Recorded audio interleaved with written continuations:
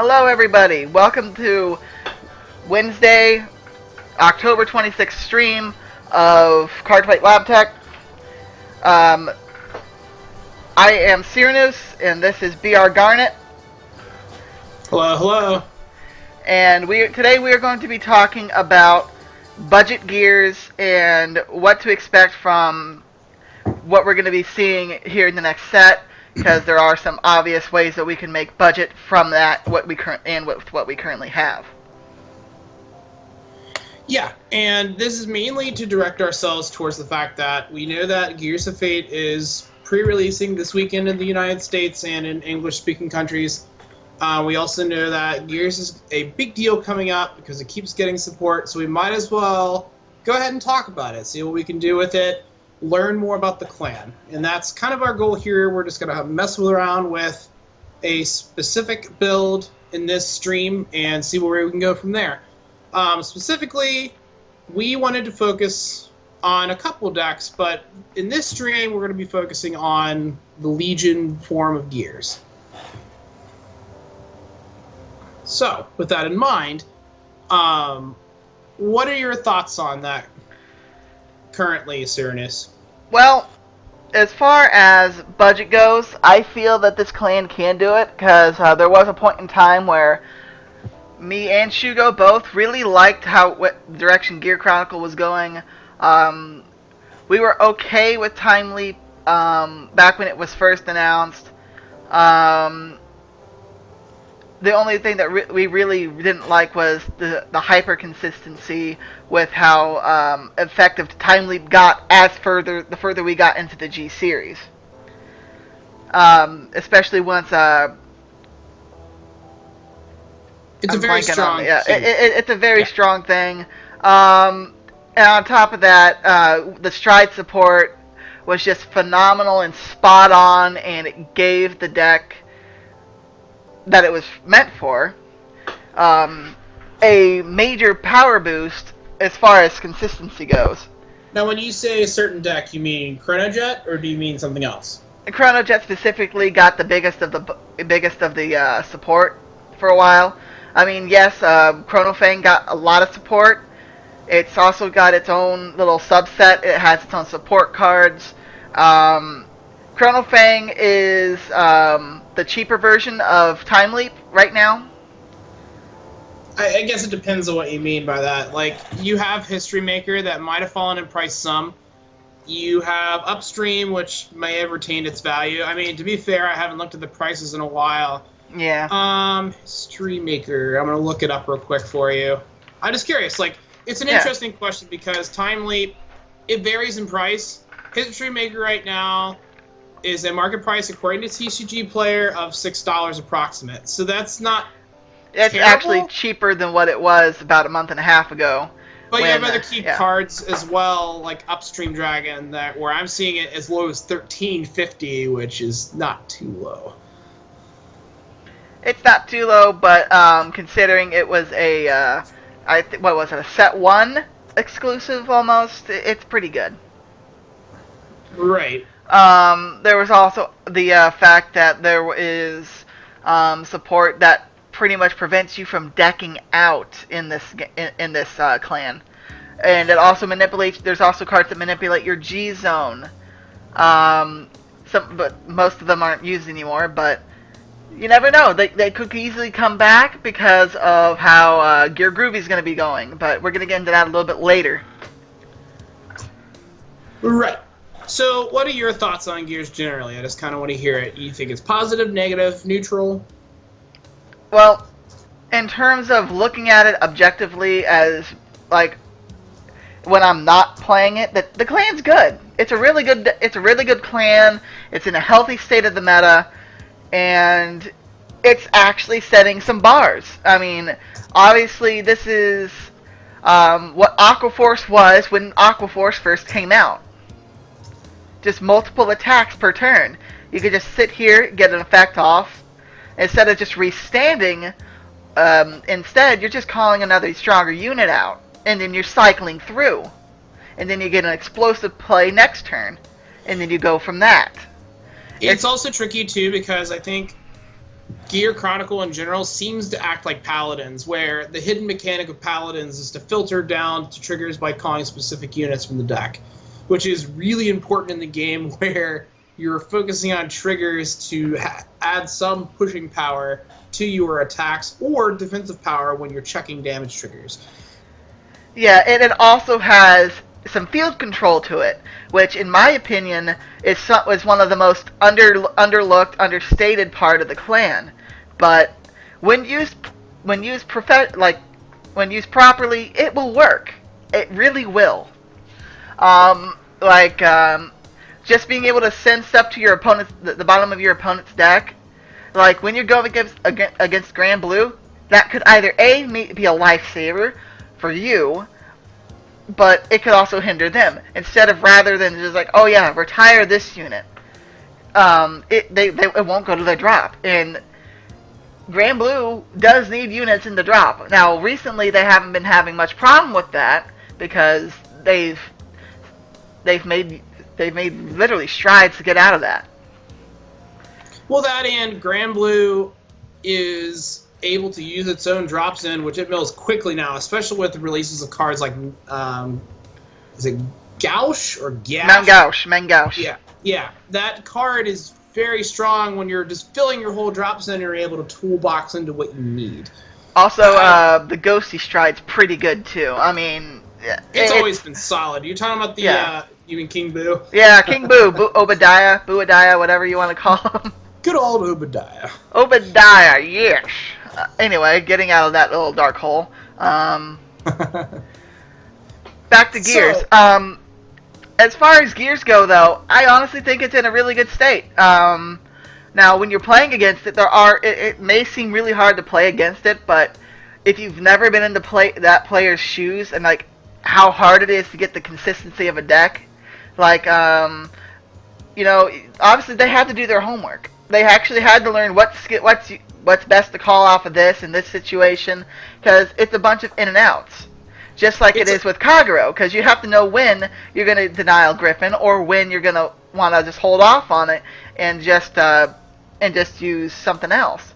Same thing with Mega Colony. It's like, do you want to Brilliant Blister this Vanguard attack now, or do you want to Brilliant Blister it later? Do you want to stun the back row? Do you want to do like a semi-triangular lock kind of thing, even though it's not really locking? It's just trying to get your consistency to pace your opponent slower than yourself. Right. And honestly, I think it comes down to Gear Chronicle's main mechanic is basically tempo. It's trying to gain tempo during attacks. Some people may argue with me on that, but I think that's why they did a time-traveling mechanic with Gears in general, is mainly because with Gear Chronicle, their whole aesthetic basically describes their mechanic in general, which is either they're gaining tempo on attacks through the multi-attacking processes you see in like History Maker Dragon or Mellum TikTok combos, or they're taking tempo away from the opponent. So with that, we can have a nice segue into what we're thinking on budget Gears in terms of Legion. You're not going to see as much multi-attacking in that build, just from some experience, but you can do a build that focuses on taking a tempo away from your opponent to the point where you can basically set yourself up for the game, which is really important. Whether you're Gears or any other clan, you want to make sure that you're basically setting up your win conditions so that you can win the game. So, with that in mind, there are several Legions and Gears that we might want to focus on. With the new release, you have several examples. Sorrow Divider Dragon's really my favorite of the Legions that we see within the new set. You have Ruin Disposal Dragon from the old G set 1. You also have Nixie Number Dragon, which Cyranuce, I think you did like Nixie Number for a little bit. Yes.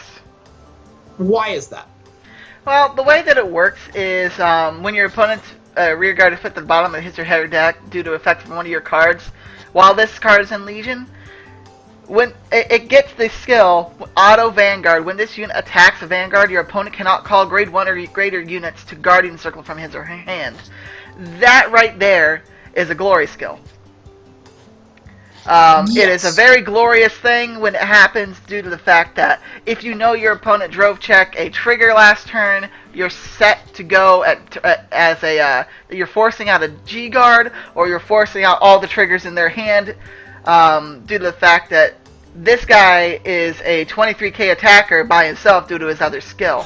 Although, to be fair, so wait, are you saying there you should be checking triggers to guard against him, or are you saying that he blocks triggers? Because I think that needs clarifying. You're forcing them to drop more triggers in order to, or just drop in order to guard. Yes, due to the fact that you can't call grade 1 or greater units. So therefore, you're just saying you have to use your triggers or extra starters if you're going that route to guard. So pretty much, you're saying, okay, here's 23k.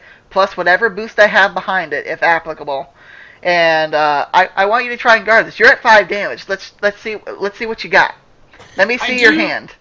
Yes, I do like Nixie Number. The problem that I really have with him is his mate, which is Steam Knight Zangu, which I'll just read off the skill for the sake of our audience. Counterblast 1 when this unit's attack hits a Vanguard. If your Vanguard's in Legion, you may pay the cost. If you do, choose one of your opponent's grade 2 or less rear guards, put it at the bottom of his or her deck. The on-hit's fine, but when you're striding on a Legion, you don't retain the Legion state, which means that you have to be on your Legion without stride in order to use Zangu effectively. Plus, there's other options I think that are better off being used for putting things at the bottom of the deck. You look at Steam Knight Caliban, which is an on-placement out of G-Break. You have the potential use of Amber if you really want to go that route. Some people prefer him, some people don't. You have other grade 1s that also accomplish the same thing. You even have Steam Maiden Danish, which is able to do the same thing as Caliban in G-Break. So I do like Nixie Number Dragon, but the problem is that you have to be in Legion to really utilize the mate. Well, yes, and there's also the fact that you do have things that just on boost, which is, I do believe what you said was Amber. But yes, Amber. There's also the fact that if you end up, I don't know, there's other ways you can go about it, honestly. I mean, there's some offhand grade 3s that are capable of doing it as well. Yes. That on hit is really good pressure. There's obviously also a lot of on hit time leap units that you can splash into the deck, but since it's kind of awkward. Nixie Number would have its own deck build. That's the only issue here. But the fun thing is, when you're going with other cards that restrict the way that your opponent is able to guard, that sets your pace. That you're forcing your opponent to either drop more or drop a specific set of cards in order to guard. And I definitely like the fact that you can restrict guard, but I think you can do that really well through Pooz or Ely, even early if you have to, in order to push for a lot of damage. You also have the use of other G-Break units if you really want to splash it into Legion, such as, I'm looking, where is he? He's an on-placement where he basically gains 2k power and the ability to block grade 1s from hand? I'm trying to find him. But even without that in mind, here we go. Steam Knight Lugal. Generation Break 1, Counterblast 1. When this unit is placed on the rear guard, you may pay the cost. If you do until end of turn, this unit gets 2k power and the ability until the end of battle to block grade 0 cards from hand from the Guardian Circle from your opponent. So you can still control what cards they're guarding with in that aspect. Yeah, like I said, the rear guard support in the budget build is quite large, honestly. And depending if you want to go up higher in terms of price, there are also other strides that would work. But in terms of the Legion game, you can't really afford to do that so often. So there are cards that we are going to have to run that is not exact Legion support, due to the fact that there will be times when we will stride. But we can kind of take this in the same mindset as Tester Fox, which ironically takes the argument that I had with a rear guard being Legion focused a little bit out of sorts. Because with Tester Fox, you have the potential to get more cards off the mate. The mate has to be in Legion, but when it retires for a Great Nature unit, and you're in Legion, you can Counterblast 1, search a copy of it. So that can be used. So to clarify for our audience, with the reason that Tester Fox works is because let's say you're in a Tester Fox Legion state, and you have a stride on your Vanguard, and you've set your Researcher Fox to retire. The Researcher Fox has to have a Legion Vanguard to be able to use its skill. But if you resolve in the end state the stride off of the Tester Fox, you can go back to Legion, then you can retire Researcher Fox and use the skill. So as long as you can get back to your Legion when you want to use your skills on certain units, it's fine. The problem with Zangu is that it has to be during attacks, which is paradoxical if you're wanting to do a stride with the Legion, because you have to be on the Legion during attack phase before you can do any of that. It works with Tester Fox because it's during the end phase. Yeah, it's if it wasn't for the fact that Bushiroad has decided that once you stride, you're in another state. So the fact that you're in a stride state is not really a good. Is not really going to be becoming for a Legion style deck. Now stride. There's differences in terms of plays you want to make, but yes. Yeah. So with that in mind, let's go ahead and just think about this build. I'm proposing Sorrow Divider Dragon, or in the English, Slow Divider Dragon with Rune Disposal. Mainly because they share the same mate. The mate that you have can be used outside of Legion state. It doesn't have a G-break skill, which can prove very useful just in case you get stuck on Legion. What do you think? Serious. Seems to be a good way to do it because you keep your you only have one Legion mate, so in terms of that, it's just really good. It's just like some of the support cards that have like one or two different Legion mates, like in Nubatama or Murakumo. Yes, exactly. Because there's so few cards in those clans, they can't really afford to have like all these different Legion mates that do literally nothing with with the deck. Yeah. This gives us more room for support cards that will actually be able to be used with either Legion or Strides. So the good thing about Slow Divider Dragon, or in this instance when you're seeing it in Cardfight area, Sorrow Divider Dragon, is the on-placement skill that it has. When this unit is placed in the Vanguard Circle, put 2 cards to the bottom of your deck into the drop zone. If those cards are the same grade, choose up to 1 card from among them, put them in the hand. Most of the time, this skill won't go off. Mainly, like the skill for on-placing and putting 2 to the drop will go off. But the effect portion that describes you putting a card to hand as a player typically doesn't happen, but that's not too bad because you're still setting up for your Legion without having to guard too much in the early game. Yeah, so pretty much it states that, okay, either if you already have, but here's the issue here. The only downside to this thing is if they are the same grade, you do have to take up one of those cards. It doesn't say you may, it says you have to. Right, but it says choose up to 1 card from among them, so you could technically choose none. Yes, but normally if you see like a perfect guard in there, you might as well just scoop that up. But the good thing is that it gives you the option, which is pretty important. Like, go ahead. I mean, if you already plan on soul blasting that turn, if you aren't like going first in terms of like striding or legioning, depending on what you want to do, you could easily just go away with just leaving this for now and then coming back to it later, due to the fact that obviously it's just not really going to work outside of like I gotta think before I say something, but well, while you're thinking, I'm going to go. So the reason we want to run Sorrow Divider is actually not for the on-placement. It's important, but the other thing that we want to keep in mind is the main skill, which is, I will read it, Auto Vanguard. Counterblast 1, choose a card from your hand and put it to the soul. When this unit legions, you may pay the cost. If you do, look at the top 5 cards of your deck, search up to 1 card from among them, reveal it to your opponent, put that card into hand, shuffle the deck. Choose one of your opponent's rear guards of the same grade as the card put to your hand with this effect, and your opponent puts that unit to the bottom of his or her deck. This is what we're talking about in terms of tempo. You're gaining a card while they're losing one. This is that control of the speed of the game.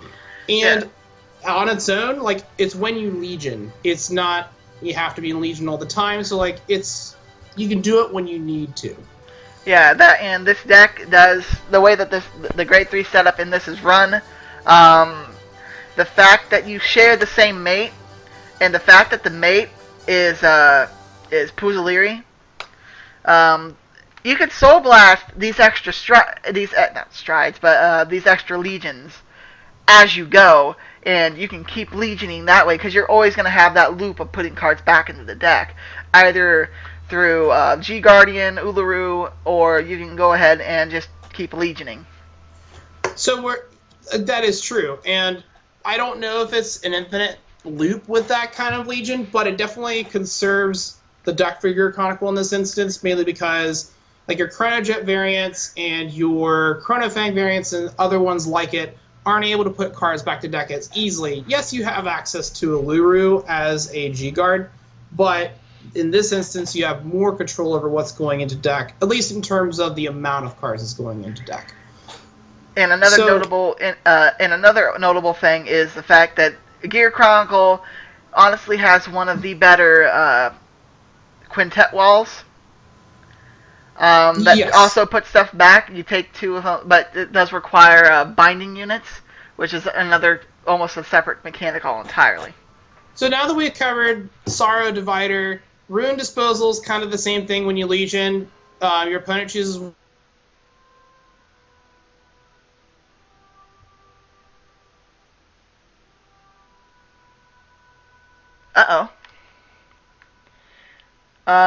Just letting you guys know. Garnt has a couple of issues with his computer right now. His computer will shut down every once in a while. So there will be times when we lose him throughout. Whenever he does get to get on. See, there he goes. He will be back momentarily. For right now, continuing on, Ruin Disposal.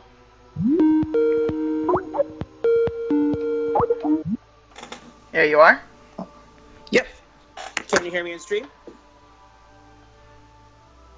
I can't. I do believe you can now. I went ahead and gave them your excuse. Your computer is weirding out on you right now. Okay, take over for me. Move on to the grade 2s, and we'll move from there. Do you want me to go over Ruin Disposal? No. Go over... Like, you can go over how much you want, just kind of buy me time, pun intended. Okay. Okay. Alright. So, Ruin Disposal, his effect is when this unit legions, choose one of your opponent's grade 2 or less rear guards and put them back and they put them in the bottom of their deck. Also, he does have the ability to gain 2,000 power when he attacks the Vanguard. Now, we're going to go over some of the grade 2s for now. There is obviously Steam Knight Puzzleri. He is your Legion mate, so he's really good. Due to the way that Sorrow Divider, or I can't remember what he was saying, his English name was, due to his on attack skill, you Soul Blast 2, and your opponent cannot normal call grade 0s from the Guardian Circle. Now, I will say one thing. The fact that it says normal call means that if you're going up against Gurguit, or something that can superior call things from your deck, or from wherever they want, to the Guard Circle, that will happen. So long as it's not from their hand as a normal guard. So, but since it's just the grade 0s, they can obviously just, yeah. Another couple of grade 2s that are very good with this is you can run Amber. Amber is super good in this. He gives you that option of not being specific. He's a GB1. He is actually Stride or your G-Guard. and the fact that G guards are now a thing, it really does speed up the quality plays in this deck. So, if you were to choose Amber, I'd put him at 3 or 4. I do not know if Garnet is going to be putting it in his version of the deck, but I do also have my version of the deck. I do run Amber at 3, sometimes 4. Another couple of things that are good are Lul, obviously, like he said. It just prevents your opponent from being able to guard with grade 0s. And it's the price for counterblast, and we don't really do much counterblasting. Welcome back. Yep, sorry for clocking out. TikTok worker is kind of on that list, sadly, so. Boo. Don't get yourself on that list. I was talking about Amber being at like a 3 or 4. I don't know exactly what your build is, but my version of it was Amber would be one of the good options for the deck in terms of tempo. Amber's not bad. In general, you may want to run it at 3 instead of 4, just because it seems to be better suited for a tech option. You could run it at 4. My original build that I was kind of toying around and testing with ran 4 Amber. We could just do that for now, mainly because I don't want to run 4 Calibum, and I ran Calibum for the sake of trying to put units to the bottom of the deck so that I could take as much from my opponent as possible. I was also talking about Lugal. Lugal's an excellent way to further limit your opponent's hand. If we can generate that much soul, which I think we can. Lugal is a counterblast, not a soul blast. Well, okay. Color me corrected. So, with that Color in mind, correction. I think it's a good option. We could run Lugal instead. Yeah, Lugal instead of Amber is a good option, but I'd still put Amber at 3 due to the fact that he does help get rid of some problematic cards from your opponent more consistently than when you Legion and then you do all that other stuff for Star Divider. The only problem with including Lugal and Amber in the same list is the Counterblast, which, if you're done talking about the grade 2s, we can talk about grade 1s, because there are ways to correct that. I haven't gotten anywhere past the grade 2s yet. I've only got Puzzleiri in there. Okay. At 4. Well, yeah, that part's pretty simple because it's involved in the Legion. So, I guess sorry, I'm jumping ahead. So, grade 2s, we could try out Lugal at 3 and put put Amber at 4. Thoughts? Yeah, we could do that because, well... I mean, that, okay. Or instead of putting in Amber, we can add more of that hand control to the deck, because Puzzleiri, I keep saying it wrong, the Legion Mate and Lugal have the same skill technically. One is a Soul Blast 2, the other one's a G-Break Counterblast 1. So we could involve that more because you have a strong synergy between them, at least in terms of goals. Right. Also, don't forget there are other cards that we could probably get away with. Like Steve Maiden, Ishin. Right. We could do that. Yeah, it's Counterblast 1. When your opponent's rear guard is put into the bottom of his or her deck due to an effect from one of your cards, you may pay the cost. If you do, until the end of the turn, this unit gets, when this unit attacks a Vanguard, until the end of that battle, your opponent cannot call grade 0s from their hand to Guardian Circle. And it also has Resist. Yes, which is also good, but for Ishin to be effective, it either needs a way to power her up, or we need a booster behind her, which can definitely be controlled as well. Yes. So though she has Resist, it's kind of a mixed bag. Another notable card in this in a possibility in this deck, considering that we're going to try and remove cards from the field at certain points in the game, is Gear Fox. Gear Fox. I think that's his name. Gear Fox or Gear Hound or whatever it is. I think it's a grade 1 that gets 3,000 power each time you remove a unit to the bottom of your opponent's deck.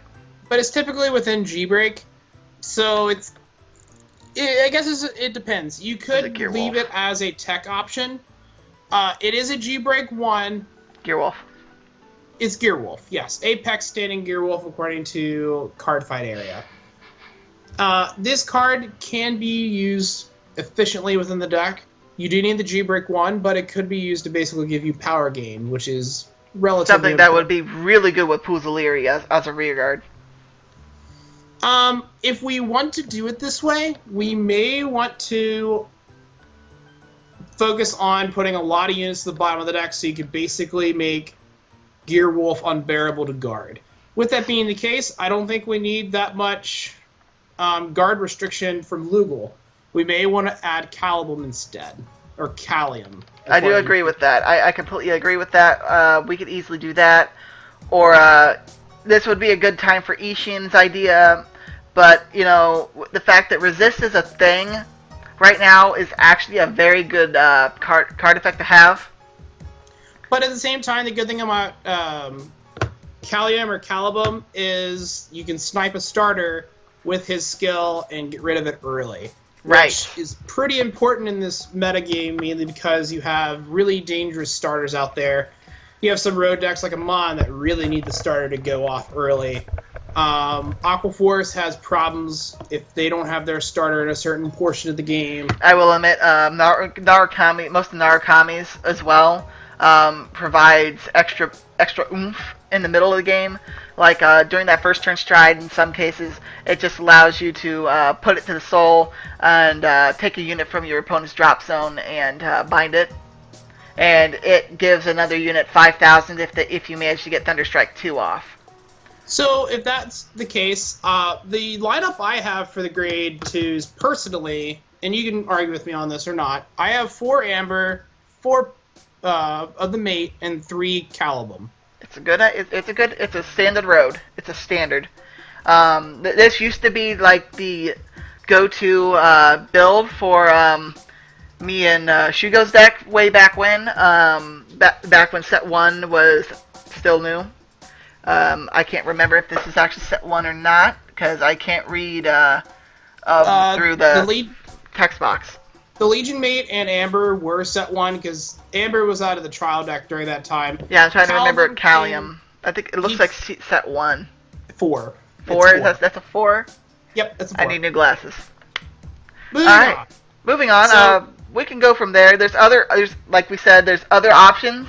If you decide that you want to tweak it into a more beatdown deck, which is another form of tempo, you can have Lugal in there. You can take down Amber, because that constant counterblast is kind of hard to remain. Yes.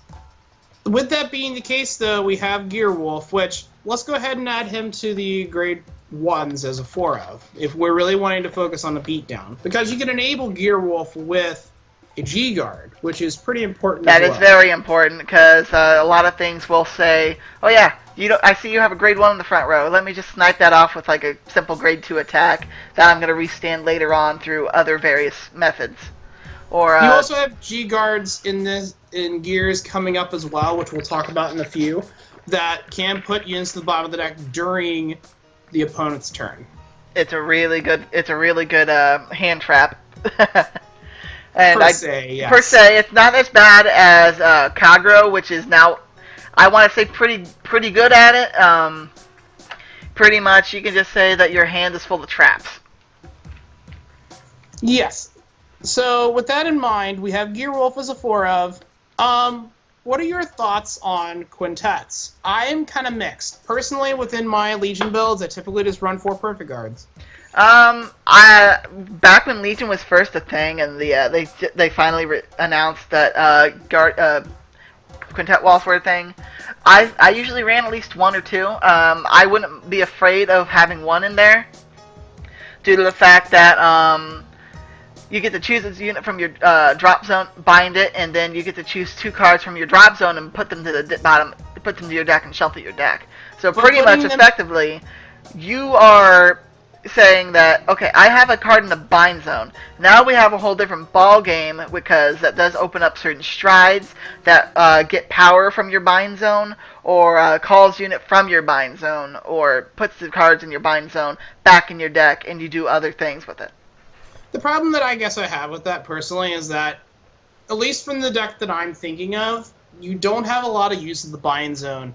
And it's not, at least in terms of the bosses that we already have, they're mainly focusing on what we have on field, and we're really not time leaping that much. Right. So we're not losing cards in that aspect. So there's also to remember this is a you may pay the cost in this one. Yes. So I personally, I guess that's your call. We could try it both ways in terms of our playtesting here on the stream. I'm mixed. We could always put it as a one-of because it seems to be a safe option for a lot of Legion builds. If they really want to run a quintet, a max of 2 quintets. Right. Like, maybe, I'm thinking of 1 quintet, 3 of a normal perfect guard, which is really cheap for this build, which is a good thing. It is. Now, I do want to say one thing. They are Gear Chronicle is getting a new perfect guard from what it looks like. They are getting one called Steamkeeper Rabasim. I don't know if this is a new one that's about to come out because I think it says G Clan Booster 04. I think that's what it says or something. I can't read it too well. It's the Clan Booster. The skill.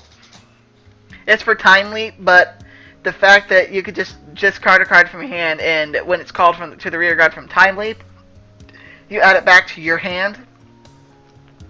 Again, right. This is like one of those things that we can talk about later, or we can get it out of the way right now. But let's talk about it now later, mainly because we want to make sure we can actually Time Leap before we add Rabasim to the deck.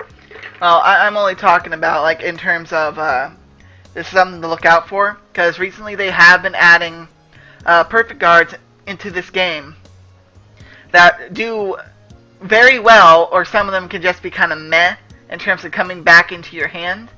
One of the major ones that I can remember there being is for Spike Brothers, and pretty much it's a rush ability that allows it to go back into your deck or go into your hand for a counterblast. If it hits. If it hits. But it has to hit.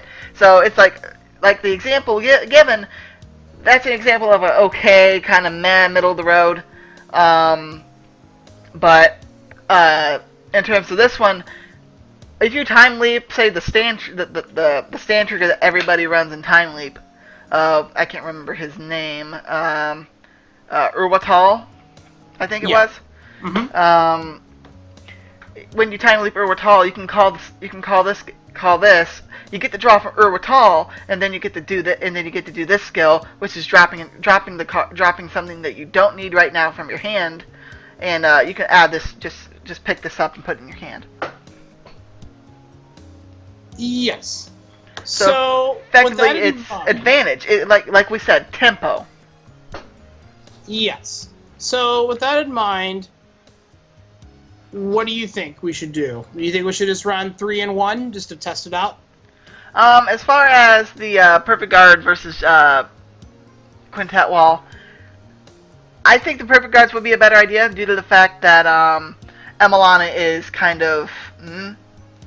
okay. She's good, but we don't really do anything from the bind zone, and you never know, there could be something really key that we have in the drop zone that we need, and it's just not worth putting 2 cards from your drop zone back into your deck. With that in mind, I'm adding to my build Shy Gear Raven. It can guard one of my units, like an old Perfect Guard. You can also add Steve Maiden Sanira as well, or in lieu of, mainly because it's the same skill, it's just an art thing at that point. So with this in mind, there's two other units I have in mind in terms of the build that I was considering. One is Steam Breath Dragon at 2, mainly to enable G-Break if I'm not able to get it off the G-Guard. Are you there? I'm trying to find it. Oh, you're fine. I heard the sound of silence. That's a good song. It is a very good song. Moving on, past that melodic note. Speaking of melodic, the other unit I considered running is Trumpeting Worker. This is a new card that's coming out. It's a common. auto skill on the rear guard. Put this unit to your soul. When your opponent's rear guard is put to the bottom of his or her deck from the rear guard. Sorry, let me read that again. When your opponent's rear guard is put into his or her deck from rear guard. There we go. If your vanguard is Legion, you may pay the cost. If you do, draw a card, countercharge 1, and soul charge 1. This is a +2 at most.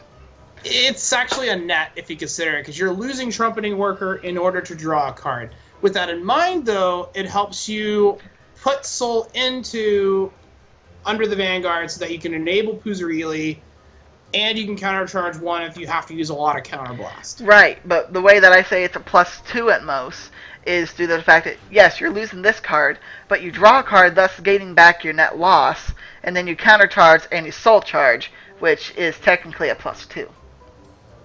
In terms of those resources, yes. It's a resource. It's a resource. This deck is basically resource management. Yes, and that's why I think Trumpeting Worker, the reason you want to add them, there's 2 reasons. One is that if you're in Legion, whenever you have one of your Legions, either Legion or, well, actually, yeah, with Slow Divider Dragon and Ruin Disposal, whenever they Legion, they're going to be able to use this card to refill soul for Poozer. But you have G-Guards that are going to put things to the bottom of the deck on your opponent's turn, so if they're out when you're in Legion, you can actually use it during that turn as well. Right. So there's some utility there. We can discuss that once we get to the G-Guards, which I'm excited about because I keep mentioning it. Alright, so you had this at 4? I had this at 4 because I think it's super essential, at least in terms of the testing that I had for this Legion build. Alright, and in terms of other things, what's another one that you would have chosen, like, as a close runner-up? So, some other options that I had, Steam Maiden Danish is a pretty good option. It's basically like Steam Fighter or Steam Knight Caliban, but it's G-Break, and it seems redundant for the deck. I thought about Time Break Dragon, because it could add a little element of Time Leap. There's not really a purpose for that, and it's an on-place. So it's kind of a mixed bag. For anything else in this, I didn't really have anything else per se that would have really replaced Trumpeting Worker, at least in terms of synergy. The other options just don't seem as optimal for me, at least from my opinion and stance. Alright, now something that I personally might have ran, let's see if I can find her.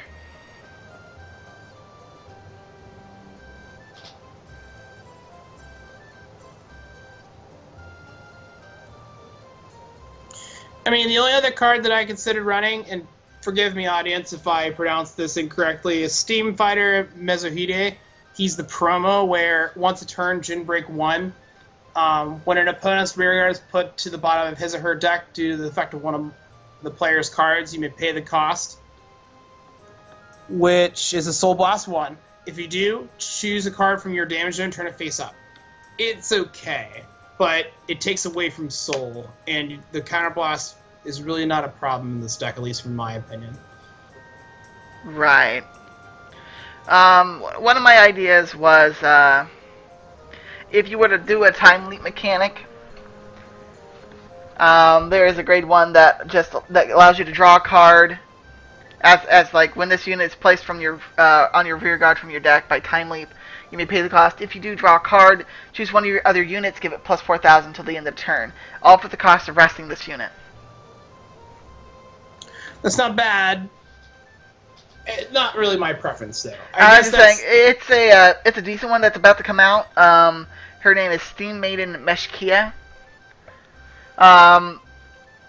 She pretty much there's a build that I was thinking about doing, which was a Colossus mashup.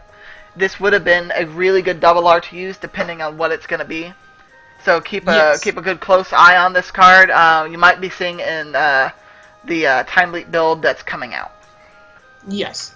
So with that in mind, what about the trigger lineup? What are your thoughts? Obviously, I do want to run Ululu. Yes, and that's a heal, so it's no big deal if we do. Yeah, it's no big deal. She's from the first trial deck. It's just a matter of preferences. I just love the art for this card. I love Hourglasses. Yes, any other heal can really be run. That includes... Like the hamster. Chronotherapy hamster. Yes, which will be coming out in the trial deck, not this week, but next. And they also have Friday. Twinkle Worker.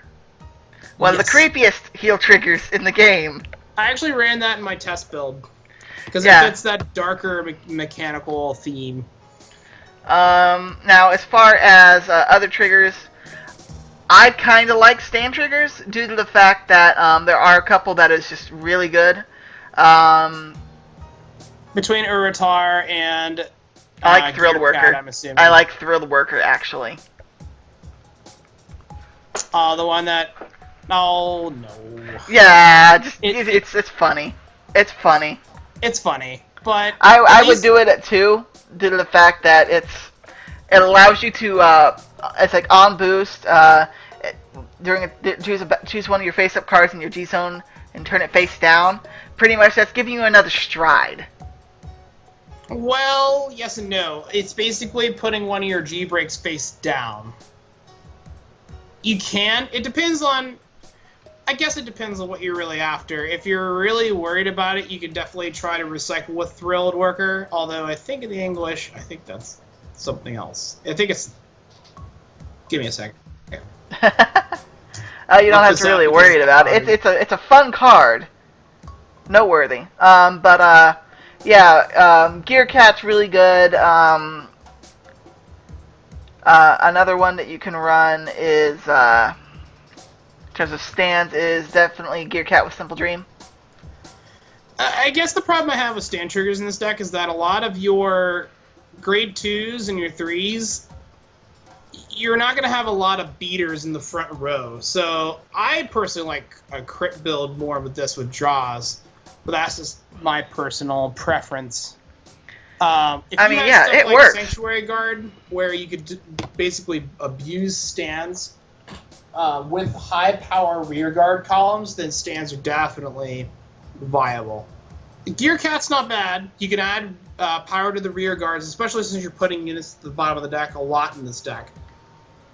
But you have to be in J-Break when that happens, so I'm not exactly sure if I like the interaction or not. It seems a little shaky. At least in my opinion. Remember, there are 2 different Gear Cats.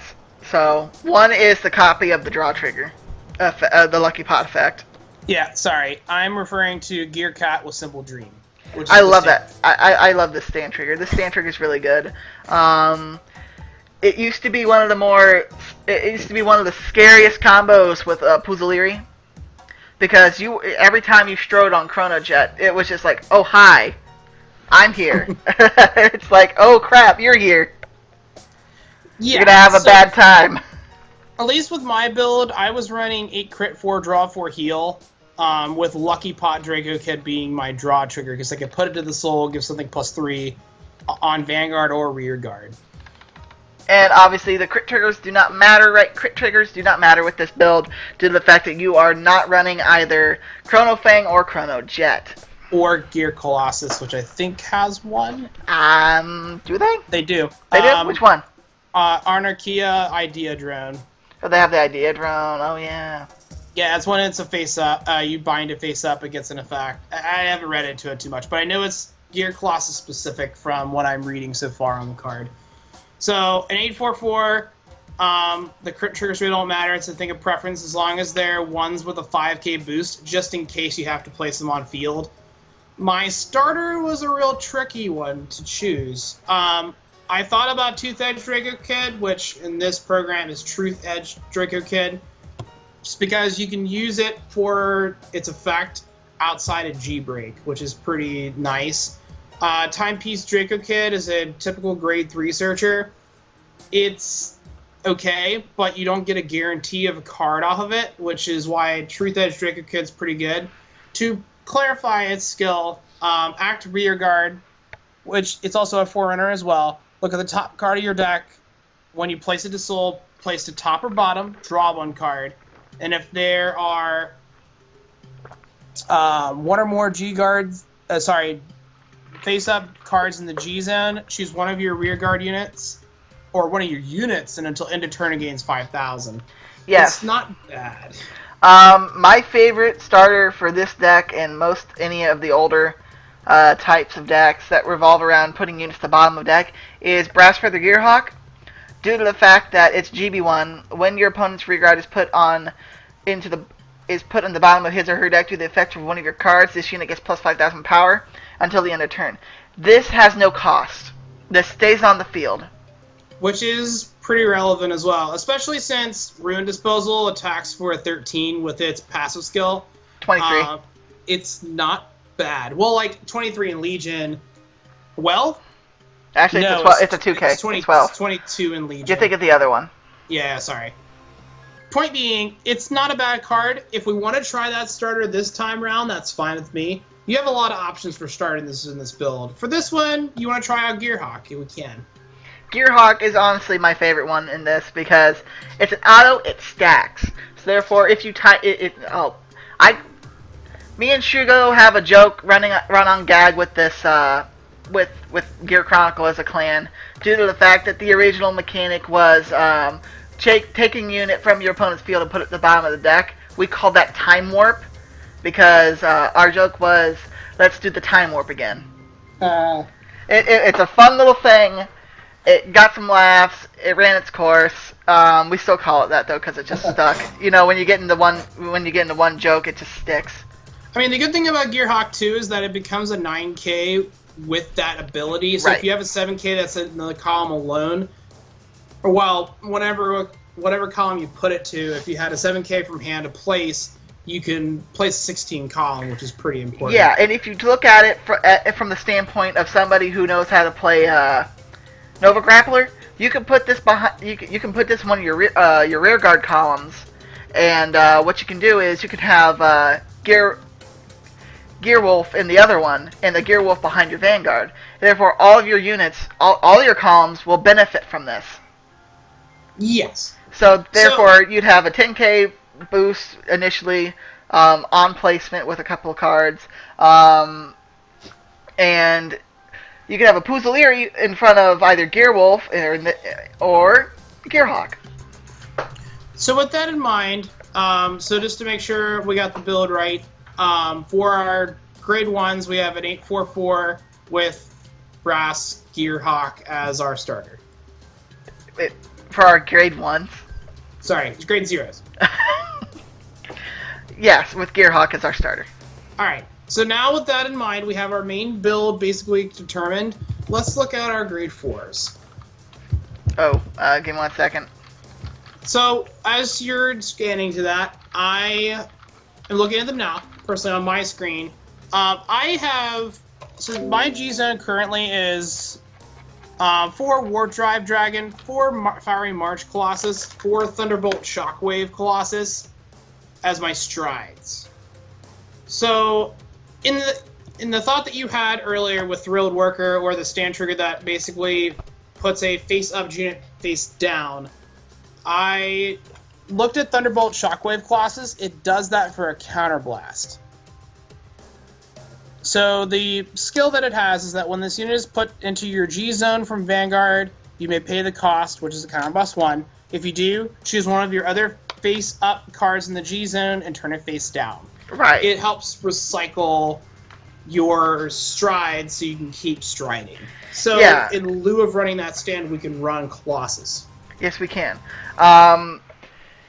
Again, if you really just want to make a really fun, I kind of want to say edgelord deck. I don't really like saying that too much, but you could just sit there and mess with people's heads by just constantly reflipping your persona flips for your gears for your G-Zone. You can just sit there and you will be able to keep using stuff like Chronos Command. Well, not Chronos Command specifically, but Warp Drive's a good example. Yeah, Warp Drive's a good example. Yes, if you want to keep using Warp Drive, you can. The problem with Warp Drive, to get to that end... first of all, are we okay with 4 Colossus here? We could, and that would also enable a Gear Colossus Vanguard specific, but you don't really want to do that due to the fact that the amount of Gear Colossus we have in the deck is literally at that point 4 technically. Yeah, although Fiery March is pretty good. We'll do him real quick. I think this is an ending card for you in terms of budget. If you want to amp up the deck, you can run Radin Clock instead. So, Fiery March Colossus, Vanguard skill, Counterblast 1, choose one of your rear guards, sorry. Weird. And put weird guards. Sorry, rear guards, and put it to the bottom of the deck. If this unit attacks a Vanguard, it may pay the cost. If you do, choose one of your opponent's rear guards. Sorry, choose up to one of your opponent's rear guards. Your opponent puts that unit onto the bottom of his or her deck, and until the end of the battle, your unit cannot call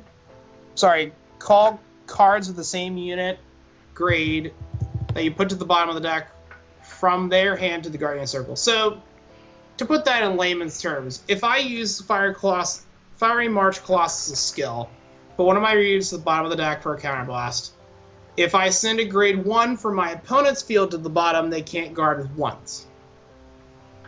Same thing happens with a grade 0, grade 2. You don't care about grade 3s. Although, if you really want to get rid of a grade 3, go ahead. You don't really restrict guard if you do that. Though it is a funny thing. Though Vanguard is a funny game if you just want to mess with somebody, do that. Yeah. If you want to. Another thing to mention is, I don't know if I can if we could effectively do that, is you could put Epic Maker Dragon in the mix, due to the fact that it does its own version of Time Leap without being Time Leap. You could. I guess if you want to put that in your variant whenever we see you in play, that's fine. I'm just saying you could do that, but I do like Ragnarok as a thing due to the fact that it's a game ender, literally. Although I don't have Ragnarok in mind. Actually, instead of doing what I was doing, I may want to put Apoc Maker in here, both for price and for resources, at least in terms of Warp Drive Dragon. Although...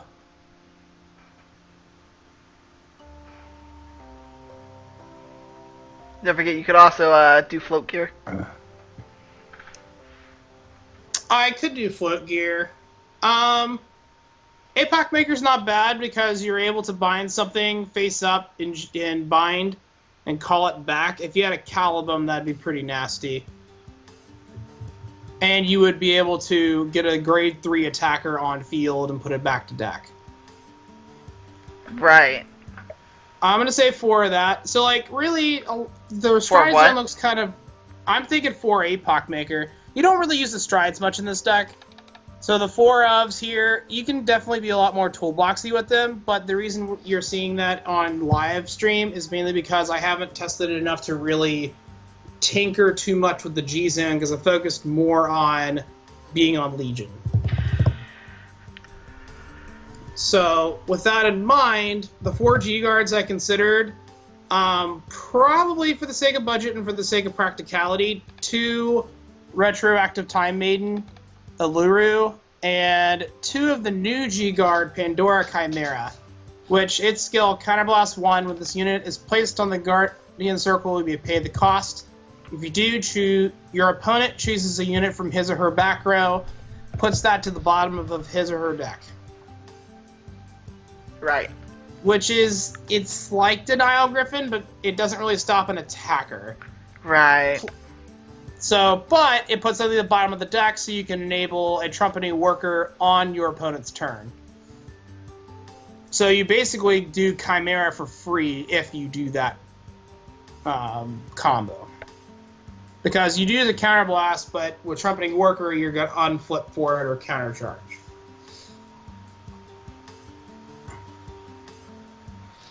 What are your thoughts on that, Cyranuce? It could work. Now, did you actually want Shockwave Colossus in there? Yeah. Because, Right. like, you basically want to get to this point where you keep recycling Legion and resources. Which kind of follows into how Star Divider sets up for the Legion, and the Legion mate for both Ruin Disposal and for Slow Divider or Sorrow Divider Dragon works with getting resources from the soul into the drop zone so you can cycle them back for Legion. Right. Or Alluru.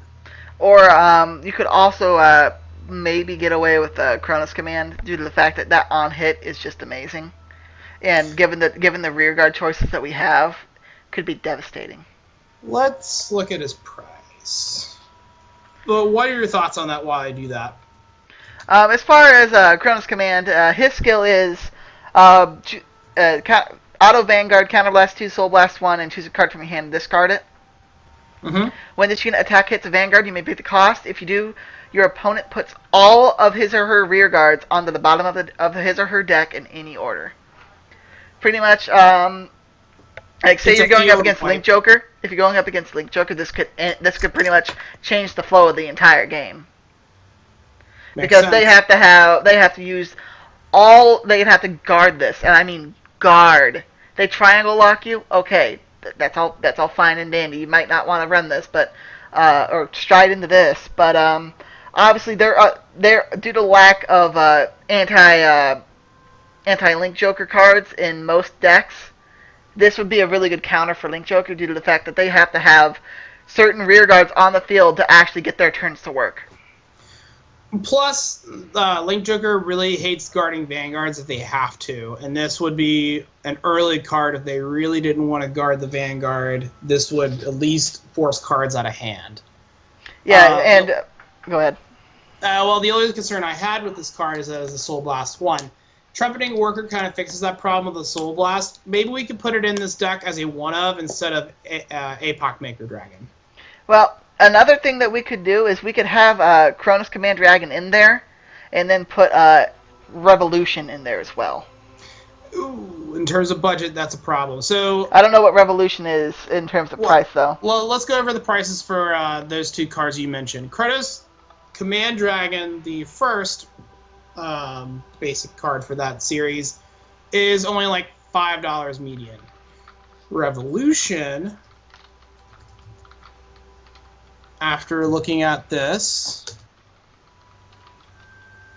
is $18.99 market price with a listed median of $18.65 according to TCGplayer.com. Okay, so pretty much he jumped up due to the fact that he's been up there for a while. You had Chrono Jet. This is from a fighter collection, right?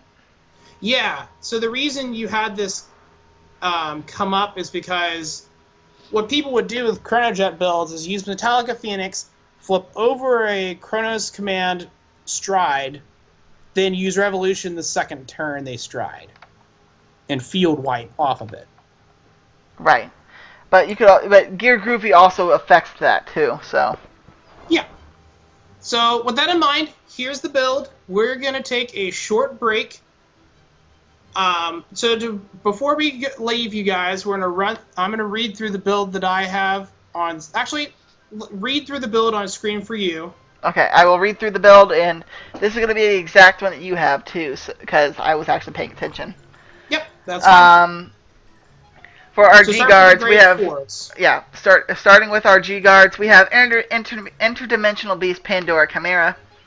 At how many? 2. Is that okay. 2? Yep. We have 2 Retroactive Time Maiden Uluru. Okay. And we have 4 Thunderbolt Shockwave Colossus.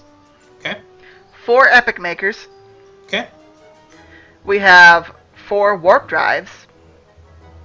Well, yes. That puts you to 16, though. So it's either that or Fiery March. Oh, you were talking about putting that at 2, didn't you? Well, the problem with Warp Drive is that you really need a 4 because you need Personas. Yeah, but what did you say about Warp Drive then? Did you change it? I changed it, sorry. Instead of Warp Drive, I put an Epoch Maker. So the last set of 4 should be Fiery March. This Stride Zone, as a note to our audience, is definitely subject to change.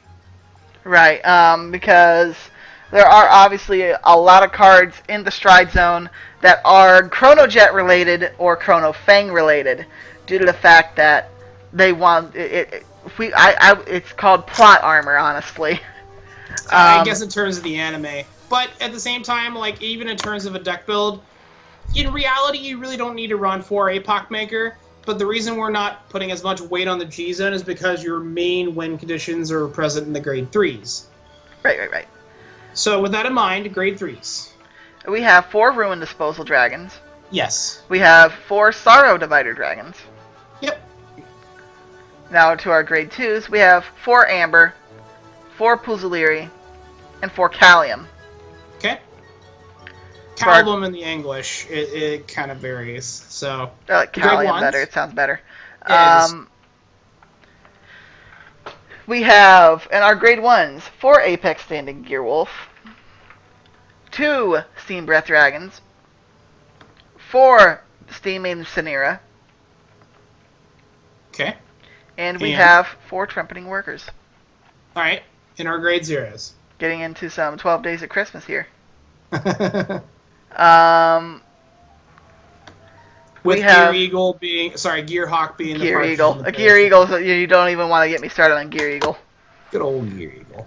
That budget deck is really good. That $10 deck. Oh, by the way, Gear Chronicle is one of those clans that had a $10 trial deck. Which is where Thundering, give me a second, I'll get the right name. The face down flipper for our deck comes from, which is Thunderbolt, Shockwave, Colossus. So, but beyond chasing rabbits, our trigger lineup is 4 Lucky Pot Draco Kids. I just put in 4 Paradox Cannon Draco Kids. Yep. And 4 Steam Battler Dashig. Yep.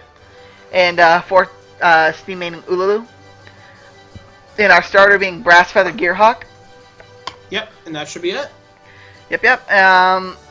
So that's the build we'll be playing with in the next few minutes. We're going to take a 5-minute break, and we will start part 2, which is our playtesting and general discussion. So thanks a lot, and we'll see you then.